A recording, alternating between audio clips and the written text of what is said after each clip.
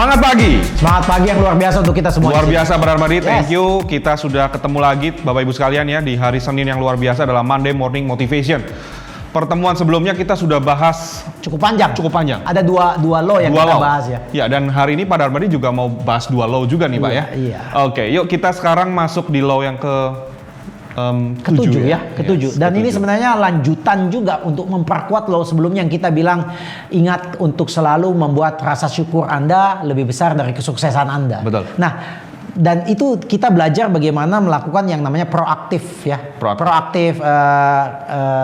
Gratitude ya. Jadi sebelum kita berusaha secara aktif untuk mengatakan thank you dan bersyukur akan apapun orang yang bantu kita. Ya. Nah, yang level berikutnya ini di law number 7, kita ditantang itu untuk kita akan terus bisa bertumbuh jika kita membuat cooperation kita, keterlibatan kita itu lebih besar dari status kita gitu. Menarik. Ya, status kita Yes, ya. statusnya. Dan status ini kadang-kadang sesuatu yang powerful, tetapi kalau di abuse, dipakai dengan cara yang salah, itu akan membuat antipati orang terhadap kita.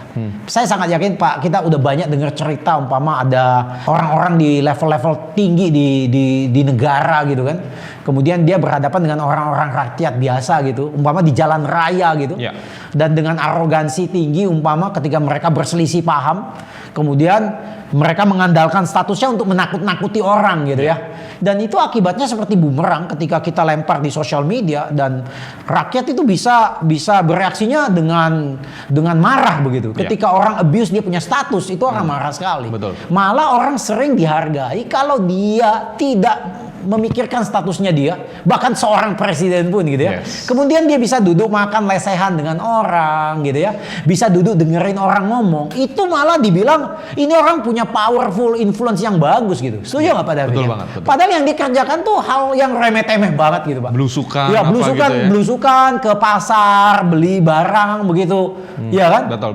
Dia nggak dengan egonya mengatakan, saya presiden, ini barang-barang sini bungkus aja bawa pulang. Nggak gitu. Itu impactnya nggak bagus Pak. Orang nggak suka, arogan itu Pak. Betul. Masih ingat ya kemarin ya, arogan ya, isolation, Oke. ego itu orang benci Pak. Ya. Ya. Nah, ketika kita masuk dari satu rasa bersyukur itu, kita tahu bahwa syukur kita makin kita perbesar itu lebih besar daripada sukses kita. Ini loh ketujuh ini mengatakan selalu buat cooperation kita lebih besar dari status. Saya bisa asumsi orang yang menjalankan hukum yang ketujuh ini adalah orang yang sudah punya status Pak. Ya. Marketing associate yang top ya, member broker yang hebat gitu ya, Yes. pemimpin yang hebat. Mereka itu kalau bisa mereka harus sembunyikan status mereka. Mereka harus kembali kepada seperti orang-orang normal pada dasarnya, tidak merasa perlu. Pak, saya sering sekali Pak, kalau dalam acara-acara kantor nih Pak ya, yang saya suka datengin karena dia tahu saya mungkin pemimpin di perusahaan ya. Sering kali pas waktu makan siang Pak, saya selalu ditawarin, Pak silakan makan dulu. Itu sering sekali Pak David. Ya. Sering sekali. Karena kalau tuan rumah tidak melakukan itu takut salah gitu Pak. Ya. Iya kan ya. Nah, saya paling takut ngambil posisi itu Pak. Oke. Saya paling takut ngambil motong jalan orang Pak. Walaupun kalau saya ngandalin status saya bisa motong jalan orang. Iya. Maksudnya saya bisa pindah untuk ngantri paling dulu gitu ya. Betul. Dengan alasan, aduh aku mesti makan, aku mesti cepet jalan gitu.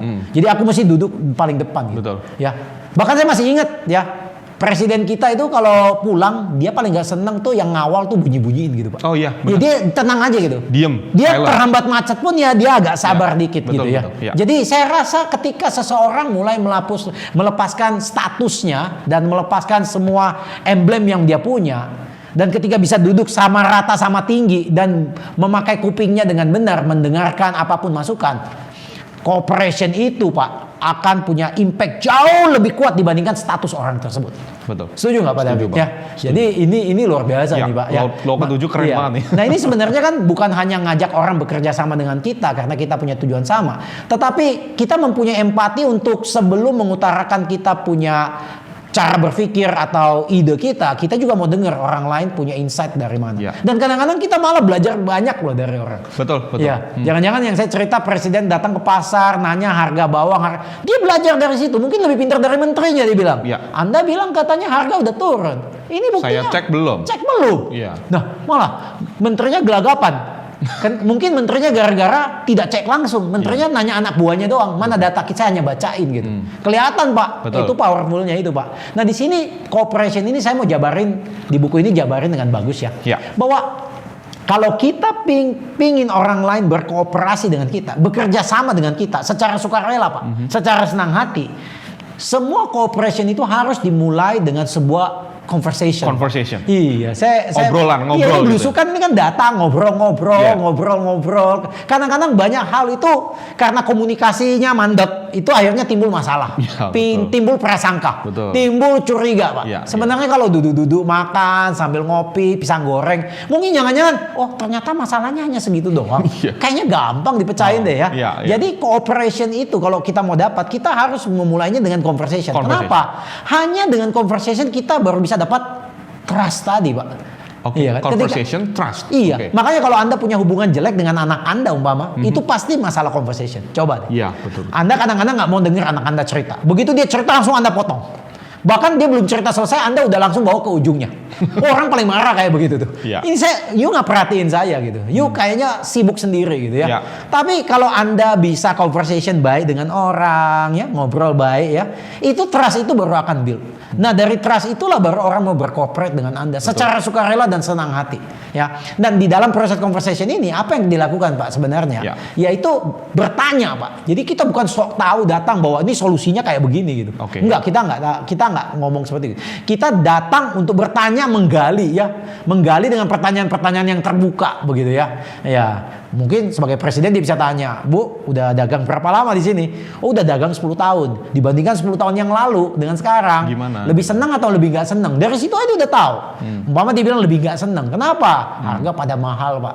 Iya kan? Konsumen punya uang nggak banyak, Pak. Akibatnya jualnya Daya belinya dikit. jadi Iya. dikit. Dan ketika saya hanya bisa jualnya dikit, ketika saya ngambil lagi barangnya di supplier saya yang lebih atas, harganya lebih mahal. Ujung-ujungnya saya nggak bisa cover untuk saya, Pak. Nah, bisa aja dengan cerita itu, ya, presiden ini akan merasakan, oh kayaknya masalahnya ada di level ini, di level ini. Dia bisa ngelihat gitu, ya. Bukan sok tahu datang nih solusinya kayak begini. Karena seringkali solusi yang kita tawarkan belum tentu cocok dengan masalah yang dihadapi. Ya.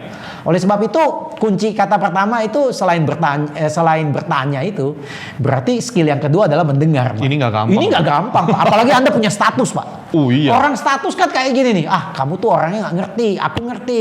Udah jangan ngomong banyak nih, aku yang ngomong gitu kan. Nggak mau dengerin.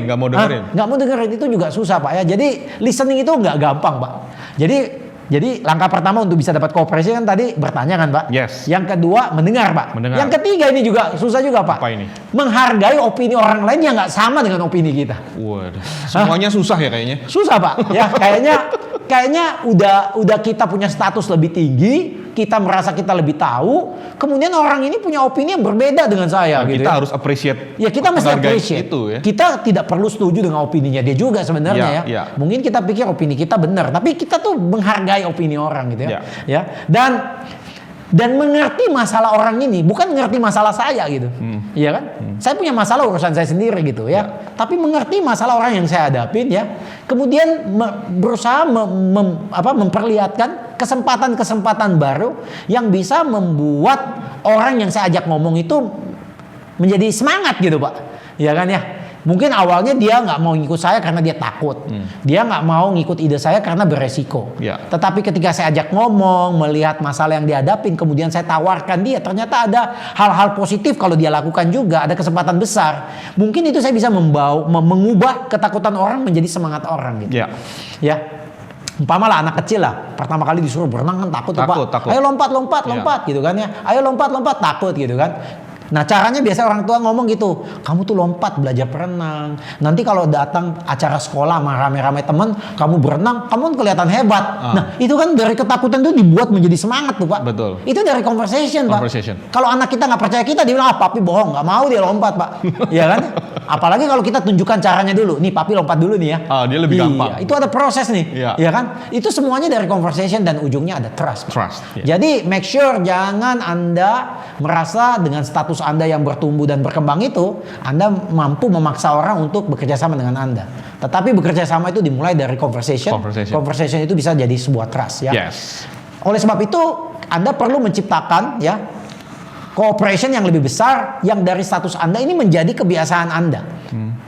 Kalau ini menjadi kebiasaan Anda gampang menyelesaikan masalah-masalah yang orang lain bilang susah, bagi Anda jadi gampang.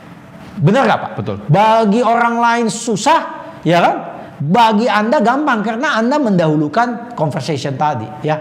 Oleh sebab itu Anda dengan secara tidak langsung Anda memiliki sebuah power yang namanya power of persuasion. Anda mampu mempersuasi orang untuk berpikir sejalan dengan pikiran Anda gitu ya. Nah ini sebenarnya yang seringkali dibutuhkan oleh seorang pemimpin, Pak. Betul. Saya melihat banyak pemimpin hebat itu menyelesaikan masalah rumit dengan cara yang sederhana. Itu nggak gampang, Pak. Dan itu butuh kerendahan hati, bukan status, Pak. Kalau status pasti Statusnya ditaruh dulu lah. oh status dia singkirin dulu. Status nggak penting bagi dia. Dan dia berusaha duduk sama rata, sama rasa dengan Anda. Dan dari situ baru persamaan itu terbentuk, bukan perbedaan. Persamaan itu terbentuk. Oke? Nah ini loh tadi yang kita bahas yang ketujuh itu singkat ya. Sebenarnya itu kelanjutan dari gratitude tadi ya. Nah, kita ngomong cooperation. Kita lanjut ke law nomor 8. Ini juga singkat sebenarnya. Tapi ini menarik. Sebenarnya saya udah cover sedikit di pertemuan sebelumnya. Tapi nggak apa-apa, kita akan lihat nih ya. Yang law ke-8 ini mengatakan ini bagus sekali. Selalu kalau Anda terus mau bertumbuh, ingatlah selalu untuk membuat keyakinan diri Anda itu lebih besar daripada rasa nyaman yang Anda dapatkan. Iya, ini keyakinan diri, confidence ini Pak ya. Confidence ini butuh Pak. Ya. Saya selalu pernah bicara di semua lini bisnis apapun profesi. Kalau Anda lihat orang-orang yang berada di top 10% dari semua profesinya itu adalah orang-orang yang punya confidence, Pak. Kadang-kadang bahkan orang berani ngomong, wah itu orang bicara di depan banyak orang gitu ya. Barusan ini saya dengar nih ada kepala pemerintahan kecil gitu ya pergi ke Eropa gitu ya. Ingin jual barang-barang UKM gitu ya tanpa teks Pak, dia bicara bahasa Inggris gitu kepada orang-orang asing gitu ya. Itu menciptakan sebuah confident yang orang katakan wah hebat banget ya, dia baca tanpa teks. Itu kan membuat sebuah penghargaan bagi dia, dan itu penting sekali ya. Kita jadi pembicara juga confident itu modal yang paling penting Mbak ya. Confident itu modal paling penting ya. Nah kalau Anda mau mendapatkan confident yang besar ya, confident yang meningkat, Anda harus melawan comfort. Karena comfort ini, rasa nyaman ini, security ini yang seringkali menghambat kita maju Pak David ya. Ya. Ambil contoh, banyak sekali agent-agent yang sukses itu memulai hidup mereka sebagai agent itu sebagai seorang pemimpi, seorang yang berani mengambil resiko ya. Tetapi ketika mereka mulai menjadi sukses, mereka mulai mau nyari nyaman gitu Pak, mau nyari aman ya, mau merasa sudah cukup ya. Iya, sudah sampai satu titik dia udah merasa kenyang gitu ya. Jadi dia puas dengan kekenyangan ini ya. Nah di sini yang saya tadi bilang confident itu mesti masuk Pak, karena confident itu mengingatkan orang ini bahwa ini belum over loh, lu masih bisa naik lagi gitu. You masih bisa kembangin ke sini. Ya saya juga kadang-kadang suka ngobrol sama Pak David ya. Kayaknya ini kita coba begini yuk. Walaupun setiap kali hal yang saya usulin tuh kadang-kadang harus ada usaha effort yang lebih besar, tenaga lebih besar, kegagalan mungkin yang lebih besar gitu. Tapi itu confident harus kita punya gitu. Kita pengen mau jalanin sesuatu, kita jalanin gitu. Masalah bisa nggak bisa kan urusan nanti gitu ya. Dan seringkali seperti begitu ya Pak. Bisa nggak bisa itu taunya nanti ketika udah jalan gitu. Dan anehnya selalu bisa Pak. Bener nggak Pak? Tapi kalau kita nggak ngelakuin selalu pasti nggak bisa Pak. Ya. Jadi sikap orang yang sudah puas, sudah nyaman itu selalu membuat kita itu secara motivasi itu tertidur ya. Sehingga kita ketika udah mulai malas Pak, udah mulai malas, confident kita hilang. Ambil contoh nih Pak ya. Pak David umpama senang mau nurusin berat badan ya. Sehari lari, 2 hari lari, 3 hari lari. Kemudian liburan seminggu nggak lari Pak. Waktu Pak David lari lagi berikutnya, itu nggak gampang Pak. Otot-otot kita tidak bisa seperti yang kemarin itu Pak. Dan confident level kita mulai turun. Artinya agent-agent properti yang sukses, ketika mereka sudah sampai sukses, kemudian mereka mulai memperlambat kesuksesan mereka dengan kenyamanan mereka. Untuk lari lagi ke tingkat itu butuh waktu lagi Pak. Butuh momentum yang dibakar lagi Pak. Iya, sebenarnya orang sales itu nggak boleh berhenti Pak. Ya, momentumnya. Makanya, loh Pak kalau nggak berhenti kan saya jadi stres. Makanya saya tadi bilang, bagaimana caranya bekerja begitu semangat tetapi tetap happy, tetapi punya passion. Itu harus dijaga sekali Pak. Jadi seorang agent properti itu harus menjaga passionnya dia. Nggak boleh dia negatif Pak. Iseng-iseng ngomong negatif, iseng-iseng stres dengan kondisi, itu bahaya sekali Pak. Nah itu Pak David juga kemarin diskusi sama saya kan, seorang pemimpin yang hebat adalah pemimpin yang berusaha di depan anak buahnya kelihatan tuh tidak mempunyai sikap negatif walaupun keadaan susah. Bahkan berusaha meredam kalau anak buah ini mulai ngomong negatif nih. Berusaha meredam, bukan mengompori. Bahaya. Ya, jadi kalau dia berusaha meredam, confidence-nya bisa naik, Pak ya.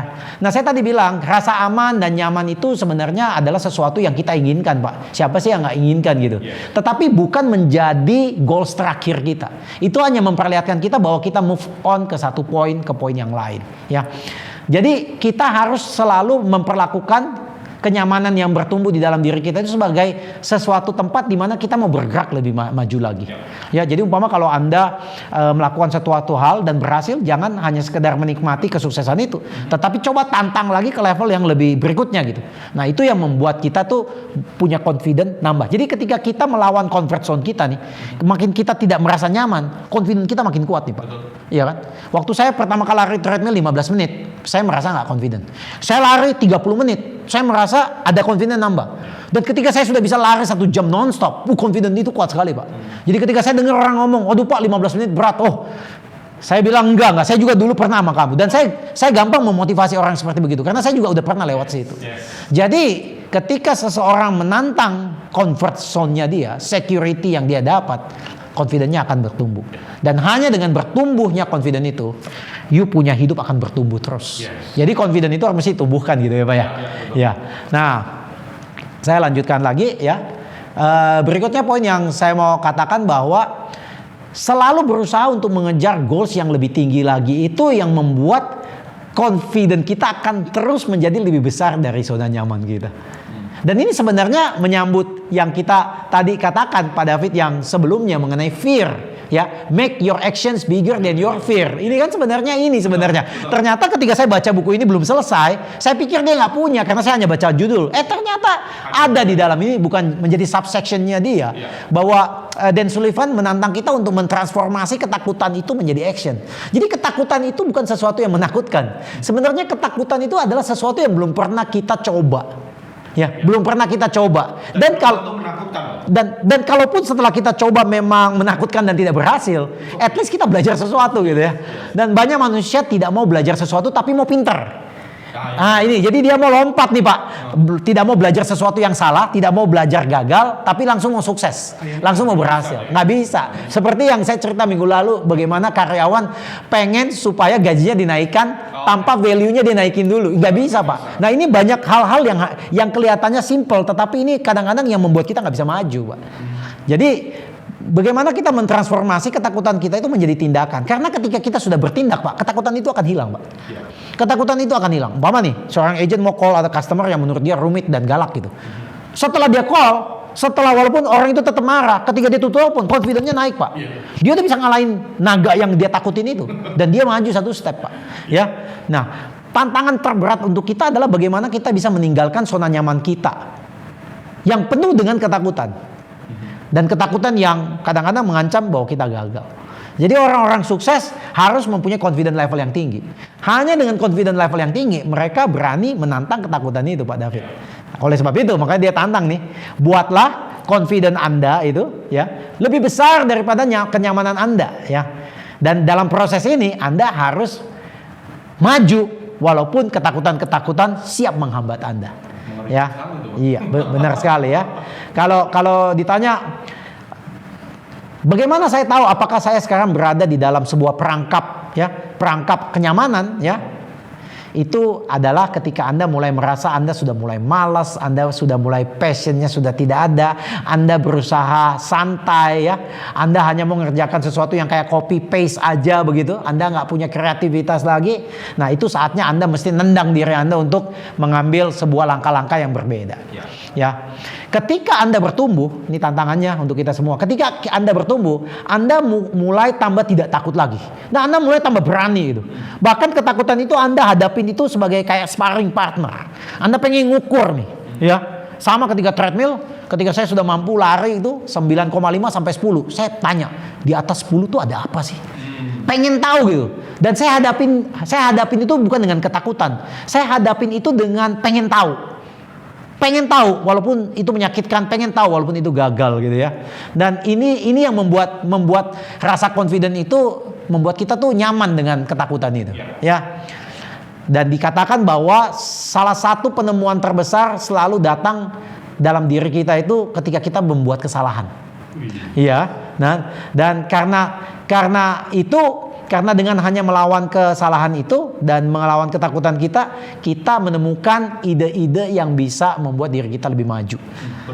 Bertumbuh di situ. Jadi nggak gampang. Bahkan kadang-kadang saya suka ngomong Pak David, bahkan topik-topik yang susah, yang kadang-kadang kita mau bahas, itu seringkali yang membuat kita bertumbuh. Malah kalau topiknya terlalu gampang, itu akhirnya membuat kita terhambat. Oleh sebab itu teman-teman, my last message to everyone, lihat ketakutan itu dengan mata yang tajam dan begitu semangat mengatakan, ketakutan, aku akan kalahkan engkau. Karena setelah aku mengalahkan engkau, aku akan maju lagi satu langkah lagi. Biasa, thank you Brother Bari. Teman-teman sekalian jangan lupa klik like and subscribe YouTube channel ini. Yes. Komen juga jangan lupa di sana. See you lagi dalam Monday Morning Motivation.